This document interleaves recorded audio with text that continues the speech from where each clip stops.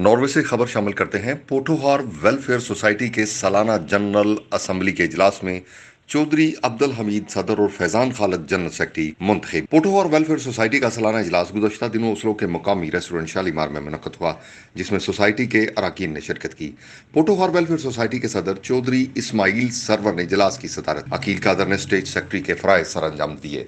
इजलास का आगाज सोसाइटी के इलेक्शन कमीशन के रुकन इलामा इफ्तिखार अहमद चिश्ती ने तलावत कुरान पाक से किया।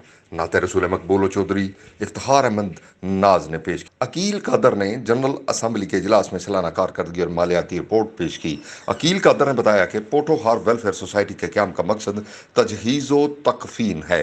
अगर सोसाइटी के किसी मेंबर का इंतकाल हो जाए तो सोसाइटी तदफीन के लिए 30,000 करोड़ तक के अखराजात बर्दाश्त करेगी। लवाहकीन को 30 अफराद का खाना भी फराहम करेगी। लवाहकीन अगर तदफीन की जिम्मेदारी सोसाइटी के सुपुर्द नहीं करते तो इसकी मद में सोसाइटी लवाहकीन के 20,000 करोड़ मावनत करेगी। इजलास की कार्रवाई के दौरान ये भी बताया गया कि मेंबरान की तादाद 180 है, जिनमें बच्चे भी शामिल हैं। इस मौका पर चौधरी इस्माइल सरवर ने ऐलान किया कि सोसाइटी के मेंबरान की तरफ से जो रकम चंदे की सूरत में जमा होगी वो तजहीज़ो तकफीन के अलावा किसी और मजहबी, सियासी, समाजी प्रोग्राम या किसी भी और मद में खर्च। इस मौका पर सोसाइटी के इलेक्शन मुनक्कद किए गए, जिसमें चौधरी अब्दुल हमीद सदर, राजा आशिक हुसैन नायब सदर, Faizan Khalid general secretary, Aqeel Qadir finance secretary, Chaudhry Ismail Sarwar information secretary, Shahid Saeed को डिप्टी मेंबर मुंतखब किया गया है। मशावरती बोर्ड में तारक अशरफ, अजीज रहमान, खालिद फड़ाइच, चौधरी जावेद सरवर शामिल हैं।